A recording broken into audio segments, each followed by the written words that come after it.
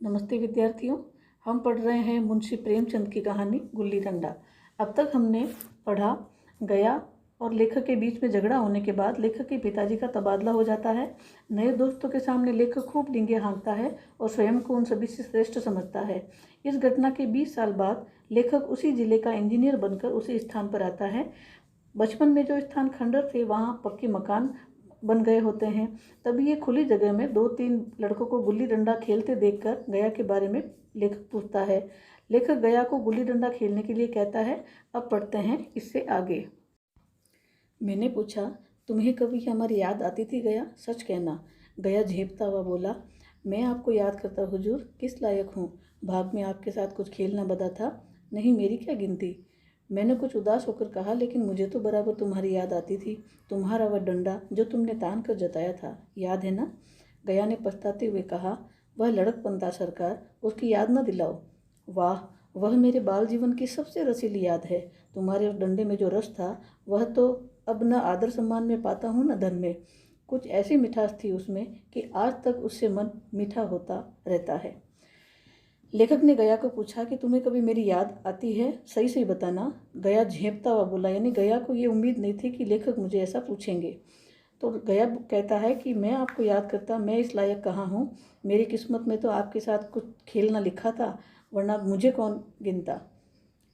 तो लेखक ने उदास होकर कहा, लेकिन मुझे तो तुम्हारी बराबर याद आती थी, और तुम्हारा वो डंडा जो तुमने बचपन में मेरी पीठ पर लगाया था मुझे अच्छी तरह से याद है। तो गया पछताते हुए कहता है, वो बचपन की बात है सरकार, उसकी याद मत दिलाओ। लेखक ने कहा, अरे वाह, वो तो मेरे जीवन की बाल जीवन की सबसे अच्छी याद है, और तुम्हारे डंडे में जो रस था उसे तो मैं आज तक नहीं भूल पाया हूँ। इतनी देर में हम बस्ती से कोई 3 मील निकल आए। चारों तरफ सन्नाटा है। पश्चिम की ओर कोसों तक भीमताल फैला हुआ है, जहाँ आकर हम किसी समय कमल पुष्प तोड़कर ले जाते थे और उसके झुमके बनाकर कानों में डाल लेते थे। जैसा कि आप इस चित्र में देख रहे हैं, लेखक की बचपन की यादें। जेठ की संध्या केसर में डूबी चली आ रही है। मैं लपक कर एक पेड़ पर चढ़ गया और एक टहनी काट लाया। चटपट गुल्ली डंडा बन गया। खेल शुरू हो गया। मैंने गुच्ची में गुल्ली रखकर उछाली। गुल्ली गया के सामने से निकल गई। उसने हाथ लपकाया जैसे मछली पकड़ रहा हो। गुल्ली उसके पीछे जाकर गिरी। यह वही गया है जिसके हाथों में गुल्ली जैसे आप ही जाकर बैठ जाती थी। वह दाहिने बाएं कहीं हो, गुल्ली उसकी हथेलियों में पहुंच ही जाती थी, जैसे गुल्लियों पर वशीकरण डाल देता हो। नई गुल्ली, पुरानी गुल्ली, छोटी गुल्ली, बड़ी गुल्ली, नोकदार गुल्ली, सपाट गुल्ली, सभी उससे मिल जाती थीं, जैसे उसके हाथों में कोई चुंबक हो, गुल्लियों को खींच लेता हो। लेकिन आज गुल्ली को उससे वह प्रेम नहीं रहा। फिर तो मैंने पदाना शुरू किया। मैं तरह तरह की धांधलियाँ कर रहा था। अभ्यास की कसर बेईमानी से पूरी कर रहा था।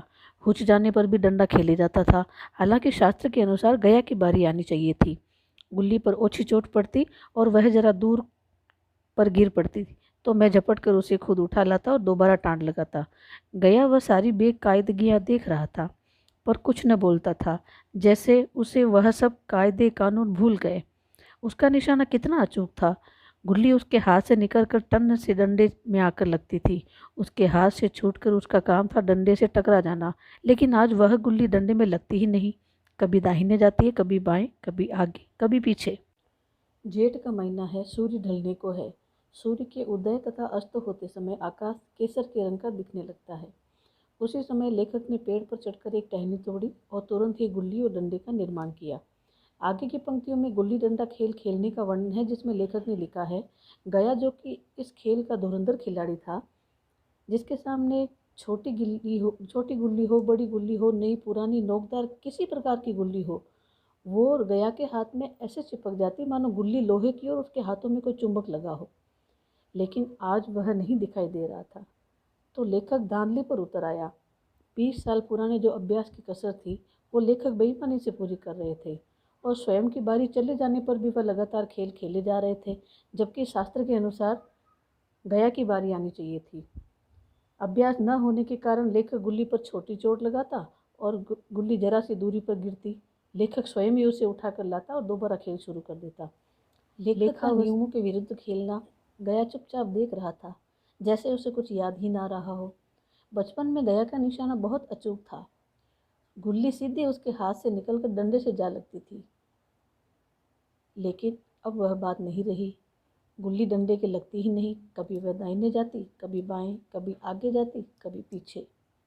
आध घंटे पदाने के बाद एक बार गुल्ली डंडे में आ लगी। मैंने धांधली करते हुए कहा कि गुल्ली डंडे में नहीं लगी, बिल्कुल पास से गई लेकिन लगी नहीं। गया ने किसी प्रकार का असंतोष नहीं प्रकट किया। न लगी होगी, डंडे में लगती तो क्या मैं बेईमानी करता? नहीं भैया, तुम भला बेईमानी करोगे? लेखक द्वारा आधा घंटा अपनी बारी खेलने के बाद एक बार गुल्ली डंडे से लगी, लेकिन उसमें भी लेखक ने धांधलेबाजी करते हुए, बेईमानी करते हुए गया से कहा कि गुल्ली डंडे में नहीं लगी, उसके बिल्कुल पास से होकर गई लेकिन लगी नहीं। गया ने भी किसी प्रकार का कोई विरोध, असंतोष प्रकट नहीं किया, बोला नहीं लगी होगी। लेखक ने कहा डंडे में लगती तो क्या मैं बेईमानी करता? गया ने कहा नहीं भैया, तुम क्यों बेईमानी करोगे? बचपन में मजाल था कि मैं ऐसा घपला करके जीता बचता, यही गया गर्दन पर चढ़ बैठता, लेकिन आज मैं उसे कितनी आसानी से धोखा दिए चला जाता था। गधा है, सारी बातें भूल गया। सहसा गुल्ली फिर डंडे से लगी और इतने जोर से लगी जैसे बंदूक छूटी हो। इस प्रमाण के सामने अब किसी तरह की धांधली करने का साहस मुझे इस वक्त भी न हो सका, लेकिन क्यों न एक बार सबको झूठ बताने की चेष्टा करूं। मेरा हर्ज ही क्या है? मान गया तो वाह वाह, नहीं तो दो चार हाथ पदना ही तो पड़ेगा। अंधेरे का बहाना करके जल्दी से गेला छुड़ा लूँगा, फिर कौन दान देने आता है? गया ने विजय के उल्लास में कहा लग गई लग गई, तन से बोली। मैंने अनजान बनने की चेष्टा करके कहा तुमने लगते देखा? मैंने तो नहीं देखा। टन से बोलिए सरकार, और जो किसी ईंट से लग गई हो। मेरे मुख से यह वाक्य उस समय कैसे निकला, इसका मुझे खुद आश्चर्य है। इस सत्य को जुटलाना वैसा ही था जैसे दिन को रात बताना। हम दोनों ने गुल्ली को डंडे में जोर से लगते देखा था, लेकिन गया ने मेरा कथन स्वीकार कर लिया। लेखक कहता है बचपन में अपना दांव नहीं खेलने जैसी छोटी बात को लेकर गया ने उनके साथ झगड़ा किया था। उस समय अगर खेल के इतने नियम तोड़कर खेलता तो गया मुझे जीवित नहीं छोड़ता। आज कितनी आसानी से उसे धोखा दे रहा हूँ। गया कुछ नहीं समझता, सब भूल गया है। अचानक गुल्ली फिर से डंडे से लगी और इस बार इतनी जोर से आवाज़ आई जैसे बंदूक से गोली छूटी हो। इतने बड़े प्रमाण के बावजूद भी लेखक गया को फिर झूठा बताने का प्रयास करता है। इसलिए जब गया कहता है कि गुल्ली डंडे से लग गई तो लेखक इस बात को सरासर नकार देता है और कहता है तुमने लगते देखी? मैंने तो नहीं देखी। गया ने कहा मैंने टन की आवाज़ सुनी है। तो लेखक झूठ बोलते हुए कहते हैं कि गुल्ली डंडे से नहीं बल्कि ईंट से लगी है। लेखक का यह कहना सूर्य की उपस्थिति में दिन को रात बताने जैसा था। लेखक और गया दोनों ने गुल्ली को डंडे से लगते देखा था, फिर भी गया ने लेखक की बात मानकर गुल्ली को डंडे से नहीं लगना स्वीकार किया।